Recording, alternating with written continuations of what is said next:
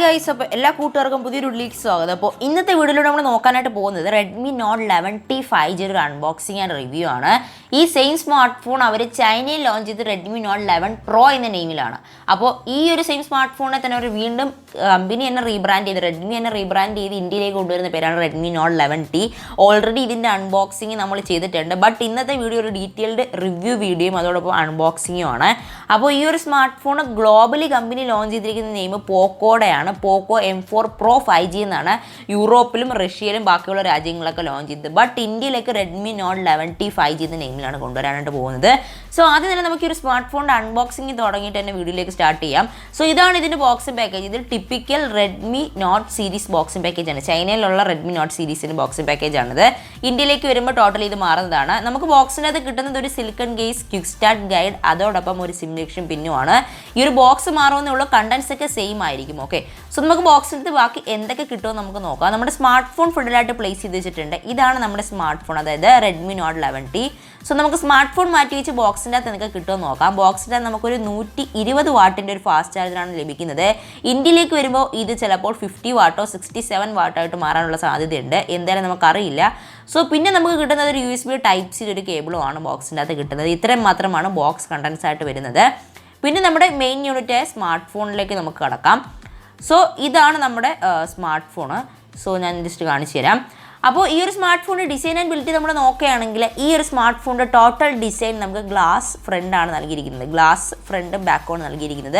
Guerrilla glass 5ൻ്റെ സപ്പോർട്ടാണ് നമുക്ക് ബാക്കിലും ഫ്രണ്ടിലും നൽകിയിരിക്കുന്നത്. ഇതിൻ്റെ ഈ ഒരു ഷേപ്പൊക്കെ കണ്ടാൽ തന്നെ നമുക്ക് മനസ്സിലാവുമായിരിക്കും. നമ്മുടെ iPhone 12 സീരീസ് കൊണ്ടുവന്ന സമയത്ത് അവർ കൊണ്ടുവന്നൊരു ഒരു ബാർ ഷേപ്പ് ഡിസൈനാണ് ഇതിൻ്റെ അകത്ത് കൊണ്ടുവന്നിട്ടുള്ളത്. iPhone ഇൻസ്പയർഡ് ഡിസൈനാണ് ഈ ഒരു സ്മാർട്ട് ഫോണിൽ അവർ കൊണ്ടുവന്നിട്ടുള്ളത്. അത് നല്ല കാര്യം തന്നെയാണ്. നിങ്ങൾക്ക് ഒരു ബഡ്ജറ്റ് iPhone വാങ്ങിക്കണമെന്നുണ്ടെങ്കിൽ നിങ്ങൾക്ക് ഈ ഒരു സ്മാർട്ട് ഫോണിലേക്ക് പോകാനായിട്ട് സാധിക്കും. സ്മാർട്ട് ഫോണിൻ്റെ താഴ്ഭാഗം നമ്മൾ നോക്കുന്ന സമയത്ത് നമുക്ക് സ്റ്റീരിയോ സ്പീക്കേഴ്സിലെ പ്രൈമറി സ്പീക്കറും Type-C പോർട്ടും അതോടൊപ്പം സിം സ്ലോട്ട് നമുക്ക് കാണാനായിട്ട് സാധിക്കുന്നുണ്ട്. അതോടൊപ്പം തന്നെ സ്മാർട്ട് ഫോണിൻ്റെ മുകൾ ഭാഗത്തോട് നമ്മൾ നോക്കുന്ന സമയത്ത് നമുക്ക് സ്റ്റീരിയോ സ്പീക്കറായ രണ്ടാമത്തെ സ്പീക്കറും 3.5mm ഓഡിയോ ജാക്കും അതോടൊപ്പം ഒരു IR ബ്ലാസ്റ്ററും നമ്മുടെ സെക്കൻഡറി മൈക്കും നമുക്ക് കാണാനായിട്ട് സാധിക്കും. നിങ്ങളിപ്പോൾ മുകളിൽ നോക്കിയപ്പോൾ ശ്രദ്ധിച്ചാണ് JBL-ആണ് നമുക്ക് ഈ ഒരു സ്മാർട്ട് ഫോണിന് സ്പീക്കറായിട്ട് സ്റ്റീരിയോ സ്പീക്കേഴ്സായിട്ട് ലഭിക്കുന്നത്. അതുകൊണ്ട് തന്നെ നല്ല സൗണ്ട് ക്വാളിറ്റി ആയിരിക്കും ഈ ഒരു സ്മാർട്ട് ഫോണിൽ നിന്ന് നമുക്ക് കിട്ടാൻ പോകുന്നത്. ഇന്ത്യയിലേക്ക് വരുമ്പോൾ നമുക്കറിയില്ല, ചിലപ്പോൾ JBL മാറ്റാനുള്ള സാധ്യതയുണ്ട്. എന്തായാലും അതിനെപ്പറ്റിയൊന്നും നമുക്ക് കൂടുതലായിട്ട് അറിയില്ല. ഈ ഒരു സ്മാർട്ട് ഫോണിൻ്റെ ഡിസ്പ്ലേ പറ്റി നമ്മൾ നോക്കുന്ന സമയത്ത് ഈ ഒരു സ്മാർട്ട് ഫോൺ നമുക്ക് നൽകിയിരിക്കുന്നത് 6.67 ഇഞ്ചസിൻ്റെ ഒരു AMOLED ഡിസ്പ്ലേ ആണ്. 120 Hz റീഫ്രഷ് ആയിട്ടുള്ള ഡിസ്പ്ലേ ആണ്. HDR10 സപ്പോർട്ടഡ് ഡിസ്പ്ലേ ആണ്. 20:9 റേഷ്യോ ഡിസ്പ്ലേ ആണ്. 395 ppi ഡെൻസിറ്റി വരുന്നുണ്ട്. 1080x2400 പിക്സൽസ് ആണ് ഈ ഒരു സ്മാർട്ട് ഫോണിൻ്റെ ഡിസ്പ്ലേ വരുന്നത്. നല്ല രീതിയിൽ തന്നെ ബ്രൈറ്റ്നസ്സും ക്വാളിറ്റിയും കിട്ടുന്ന ഒരു ഡിസ്പ്ലേ ആണ് കമ്പനി പ്രൊവൈഡ് ചെയ്തിരിക്കുന്നത്. കൂടാതെ തന്നെ ഈ ഒരു ബഡ്ജറ്റ് റേഞ്ചിലും 120 Hz റീഫ്രഷ് റേറ്റ് കൊടുത്തിട്ടുണ്ട്. ഈ ഒരു സ്മാർട്ട് ഫോണിൻ്റെ പ്രൈസും കാര്യങ്ങളും ഞാൻ ബഡ്ജറ്റ് റേഞ്ച് എന്ന് പറയാൻ കാരണം ഇതിൻ്റെ ലാസ്റ്റ് ആയിരിക്കും ഇതിൻ്റെ പ്രൈസും കാര്യങ്ങളൊക്കെ നമ്മൾ പറയുന്നത്. ഈ ഒരു സ്മാർട്ട് ഫോണിൻ്റെ നമ്മുടെ എന്താ പറയുക സോഫ്റ്റ്വെയർ നോക്കുകയാണെങ്കിൽ എല്ലാവർക്കും അറിയാവുന്ന ആരും തന്നെ ഇത് എടുത്ത് പറയേണ്ട ആവശ്യമില്ല. MIUI 12.5 വിത്ത് Android 11 ആണ് ഇതിൻ്റെ അകത്ത് ലഭിക്കുന്നത്. ഇനി നമ്മൾ എല്ലാവരും കാത്തിരുന്ന ഒരു സംഭവമാണ് ഈ ഒരു സ്മാർട്ട് ഫോണിൻ്റെ പെർഫോമൻസിൻ്റെ കാര്യം വരുമ്പോൾ കുറച്ച് ലോ ആണ് ഈ ഒരു സ്മാർട്ട് ഫോൺ. കാരണം നമ്മുടെ ചൈനയിൽ ലോഞ്ച് ചെയ്ത Redmi K30 Proയുടെ എന്താ പറയുക കുറഞ്ഞ ഒരു വേരിയൻ്റ് എന്ന് വേണമെങ്കിൽ പറയാനായിട്ട് സാധിക്കും. K30 Proയ്ക്ക് നമുക്ക് 6 ലക്ഷത്തിൽ പരം Antutu സ്കോർ നമുക്ക് കിട്ടുന്നുണ്ട്. ബട്ട് ഇതിൻ്റെ അത് 4 ലക്ഷത്തിന് വെളിയിൽ മാത്രമേ 4 ലക്ഷം to 5 ലക്ഷം ആ ഒരു രീതിയിലാണ് Antutu സ്കോർസ് നിൽക്കുന്നത്. എനിവേ ഈ ഒരു സ്മാർട്ട് ഫോണിൻ്റെ പ്രൊസസ്സർ നമ്മൾ നോക്കുകയാണെങ്കിൽ നമ്മുടെ MediaTekൻ്റെ തന്നെ Dimensity 920 5G പ്രൊസസ്സറാണ് യൂസ് ചെയ്തിരിക്കുന്നത്. ഒരു 6nm പ്രൊസസ്സറാണ്. 6nm ഫാബ്രിക്കേഷനാണ് ഇതിനകത്ത് കൊണ്ടുവന്നിട്ടുള്ളത്. ഒക്ടോകോർ 2x2.5 GHz ഒരു Cortex A18 CPU ആണ് ഇതിനകത്ത് നൽകിയിട്ടുള്ളത്. എനിവേ ഈ ഒരു സ്മാർട്ട് ഫോണിൻ്റെ ക്യാമറ ഭാഗം നമ്മൾ നോക്കുകയാണെങ്കിൽ എനിക്ക് ഏറ്റവും ഇഷ്ടപ്പെട്ടുള്ള ഭാഗം എന്ന് വേണമെങ്കിൽ നമുക്ക് പറയാനായിട്ട് സാധിക്കും. ഈ ഒരു സ്മാർട്ട് ഫോണിൻ്റെ ക്യാമറ നമുക്ക് കിട്ടുന്നത് 108 മെഗാപിക്സലിൻ്റെ വൈഡ് ക്യാമറയും 8 മെഗാപിക്സലിൻ്റെ അൾട്രാ വൈഡ് ക്യാമറയും 2 മെഗാപിക്സലിൻ്റെ ഒരു ടെലിഫോട്ടോ ക്യാമറയാണ് നമുക്ക് കാണാനായിട്ട് സാധിക്കുന്നത്. നല്ലൊരു ക്യാമറ മോഡ്യൂളുമാണ് നമുക്ക് കൊടുത്തിട്ടുള്ളത്. നിങ്ങളിപ്പോൾ കണ്ടുകൊണ്ടിരിക്കുന്ന ഈ ഒരു ഫോട്ടോ ഒരു സൂംഡ് ഫോട്ടോ ആണ്. അതെ, ഇതൊരു സൂംഡ് ഫോട്ടോയാണ്. സോ നിങ്ങളിപ്പോൾ റെഡ് മാർക്കിൽ കണ്ട ഒരു ഫോട്ടോയാണ് നിങ്ങൾ നേരത്തെ കണ്ടത്. ഈ ഒരു ഫോട്ടോയ്ക്കകത്തുള്ള പ്രത്യേകത എന്താണെന്ന് വെച്ചാൽ നമുക്ക് ഈ ഒരു സ്മാർട്ട് ഫോൺ എടുക്കാൻ പറ്റുന്ന എല്ലാ ഫോട്ടോസിലും സൂം ചെയ്യുമ്പോൾ അതിൻ്റേതായിട്ടുള്ള ഹൈ റെസൊല്യൂഷൻ ക്വാളിറ്റിയും ആക്യുറസിയും എല്ലാം കിട്ടുന്നുണ്ട്. നല്ല രീതിയിലുള്ള ഫോട്ടോസാണ് ഈ ഒരു ഫോട്ടോ നമുക്ക് എടുക്കാനായിട്ട് സാധിക്കുന്നത്.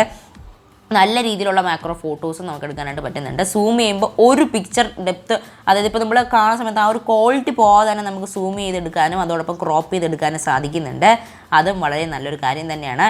ഇതിലെടുത്ത മിക്ക ഇമേജസിനും മാക്രോ ക്യാമറ അത് സൂപ്പറാണ്. കഴിഞ്ഞ പ്രാവശ്യം ഇറക്കിയ Redmi Note 10 Proയും അതോടൊപ്പം പ്രോ മാക്സ് പോലെ തന്നെയാണ് നല്ല രീതിയിലുള്ള മാക്രോ ഫോട്ടോസ് തന്നെ നമുക്ക് ഈ ഒരു സ്മാർട്ട് ഫോണിൽ എടുക്കാൻ സാധിക്കും. അൾട്രാ വൈഡും തരക്കേടില്ലാത്ത തന്നെയാണ്, കാരണം ഇതൊരു ബഡ്ജറ്റ് റേഞ്ച് സ്മാർട്ട് ഫോണാണ്. സോ ഈ ഒരു സ്മാർട്ട് ഫോണിൻ്റെ ഫ്രണ്ട് ക്യാമറ നമ്മൾ നോക്കുകയാണെങ്കിൽ ഒരു 16 മെഗാ പിക്സലിൻ്റെ ഫ്രണ്ട് ക്യാമറയാണ്. 1080p at 30 fps വീഡിയോ എടുക്കാൻ പറ്റുന്ന ഒരു ഫ്രണ്ട് ക്യാമറയും 4K at 30 fps വീഡിയോ എടുക്കാൻ പറ്റുന്ന ഒരു ബാക്ക് ക്യാമറയാണ് ഈ ഒരു സ്മാർട്ട് ഫോണിൽ അത് കമ്പനി പ്രൊവൈഡ് ചെയ്തിരിക്കുന്നത്. സോ ഈ ഒരു സ്മാർട്ട് ഫോണിൻ്റെ ബാറ്ററി നമ്മൾ നോക്കുകയാണെങ്കിൽ ഈ ഒരു സ്മാർട്ട് ഫോണിലാണ് നമുക്ക് കിട്ടുന്നത്. ഞാൻ ഈ ഒരു സ്മാർട്ട് ഫോൺ എന്നെടുത്ത് പറയുന്നത് അത് ഈ ഒരു പേര് പറയാതിരിക്കാനാണ്. കുറച്ച് കൂടുതലായിട്ടുള്ള റെഡ്മി നോട്ട് 11T എന്ന് പറയുമ്പോൾ ചിലപ്പോൾ റെഡ്മി നോട്ട് 11 Pro എന്നായി പോകും. അതുകൊണ്ടാണ് ഞാൻ കുറച്ച് ഇങ്ങനെ പറയുന്നത്. ഈ ഒരു സ്മാർട്ട് ഫോണിൻ്റെ നമ്മുടെ ബാറ്ററി നമ്മൾ നോക്കുകയാണെങ്കിൽ ഒരു 5160 mAh ബാറ്ററിയാണ് കൊടുത്തിട്ടുള്ളത്. ബോക്സിൻ്റെ അത് 120 വാട്ട് ചാർജർ കിട്ടുന്നുണ്ടെങ്കിലും നമുക്കൊരു 67 വാട്ടിൻ്റെ ചാർജറായിരിക്കും ഇന്ത്യയിൽ പ്രതീക്ഷിക്കേണ്ടത്.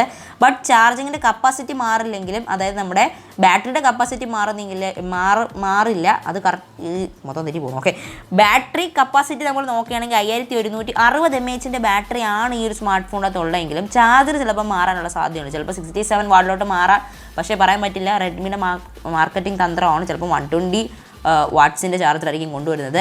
എന്തായാലും ചാർജറിനെ പറ്റി വലിയ വിവരമൊന്നുമില്ല. ചൈനയിൽ ലോഞ്ച് ചെയ്തത് 120 വാട്ടിൻ്റെ ഒരു ഫാസ്റ്റ് ചാർജറാണ്. അത് പ്രോ പ്ലസിന് വേണ്ടിയിട്ടാണ്. ഇതിന് 67 വാട്ടിൻ്റെ ചാർജറാണ് കൊടുത്തിട്ടുള്ളത്. ഈ ഒരു സ്മാർട്ട് ഫോണിൻ്റെ സെക്യൂരിറ്റി നമ്മൾ നോക്കുകയാണെങ്കിൽ നമുക്കൊരു സൈഡ് മൗണ്ടഡ് ഫിംഗർ പ്രിൻറ്റ്, കഴിഞ്ഞ പ്രാവശ്യത്തെ റെഡ്മി നോട്ട് 10 സീരീസ് കണ്ടുകൊണ്ട് തന്നെ ഒരു സൈഡ് മൗണ്ടഡ് ഫിംഗർ പ്രിൻ്റാണ് നൽകിയിരിക്കുന്നത്. വളരെ ഫാസ്റ്റായിട്ട് തന്നെ അൺലോക്ക് ആവുന്ന ഒരു സൈഡ് മൗണ്ടഡ് ഫിംഗർ പ്രിൻ്റാണ്. ഭയങ്കര സ്പീഡിൽ തന്നെ അൺലോക്ക് ആവുന്നുണ്ടെന്ന് വേണമെങ്കിൽ നമുക്ക് പറയാനായിട്ട് സാധിക്കും. ഫേസ് അൺലോക്കും ഈ ഒരു സ്മാർട്ട് ഫോണിനകത്ത് ലഭിക്കുന്നുണ്ട്.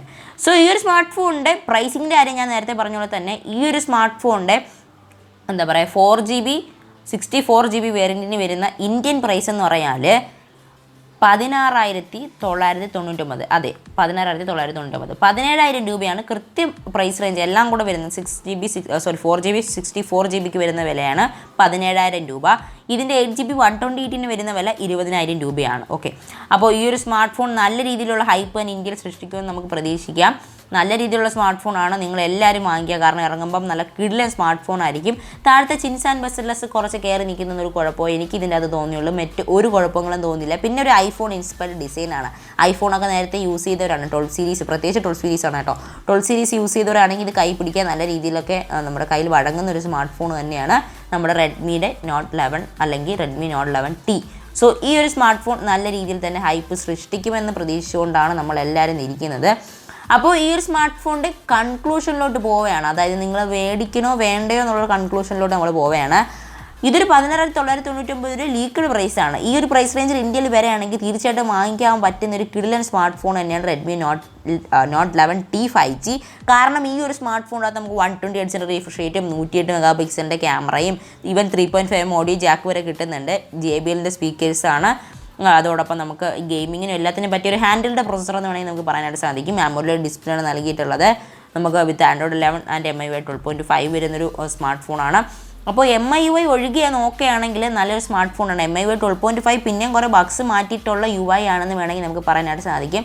പക്ഷേ ഈ ഒരു സ്മാർട്ട് ഫോൺ ലോഞ്ച് ചെയ്ത് നിങ്ങൾ അപ്പം തന്നെ എടുക്കണമെന്ന് ഞാൻ പറയുന്നില്ല. 2-3 മാസം നിങ്ങൾ വെയിറ്റ് ചെയ്ത് ചെയ്യുന്നു കഴിഞ്ഞാൽ ഇനി സ്മാർട്ട് ഫോൺസ് വേറെ കമ്പനീസിൻ്റെ ലോഞ്ച് ചെയ്യും. ഇതിന് വേണ്ടി തന്നെ ഓപ്പോ വേണമെങ്കിൽ അവരുടെ ഓപ്പോ K9 Pro ലോഞ്ച് ചെയ്യാൻ വേണ്ടിയിട്ടിരിക്കുകയാണ്. ഇതിന് കോമ്പറ്റീബിൾ ആയിട്ടുള്ള ഒരു സ്മാർട്ട് ഫോണാണ് ഓപ്പോ K9 Pro.